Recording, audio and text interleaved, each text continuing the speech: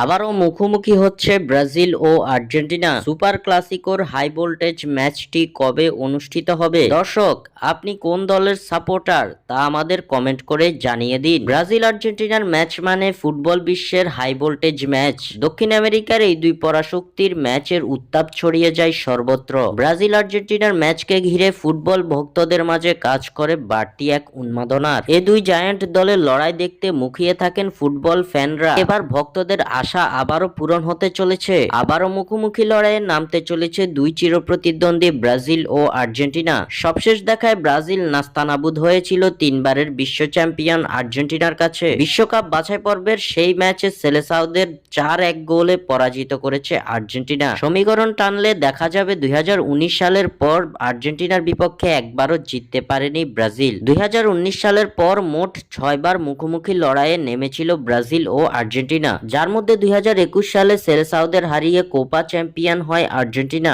বাকি থাকা 5 ম্যাচের মধ্যে 2 ম্যাচ সাসপেন্ড এবং 1 ম্যাচ ড্রয়ের মধ্য দিয়ে শেষ হয়। 2023 ও 2025 সবশেষ 2 দেখায় আর্জেন্টিনার কাছে হারতে হয়েছে ব্রাজিলকে। তবে এবার নতুন কোচ কার্লো আনচেলত্তির হাত ধরে সকল হারের বদলা নিতে চায় সেলেসাওরা। ফিফা বিশ্বকাপ 2026-এর আগে আর্জেন্টিনার বিপক্ষে ফ্রেন্ডলি ম্যাচ খেলার প্রস্তাব দিয়েছে ব্রাজিল। বিশ্বস্ত সংবাদ মাধ্যম টিএনটি স্পোর্টসের তথ্য মতে চিরপ্রতিদ্বন্দ্বী আর্জেন্টিনার কাছে ইতিমধ্যে প্রস্তাব পাঠিয়েছে 5 বারের বিশ্ব চ্যাম্পিয়নরা। বিশ্বকাপের আগে আলবিসেলেস্তাদের বিপক্ষে খেলে নিজেদের ঝালাই করে নিতে চায় সেলেসাওরা। তাই তো এবার আর্জেন্টিনাকে চ্যালেঞ্জ জানাতে প্রস্তুত ব্রাজিল।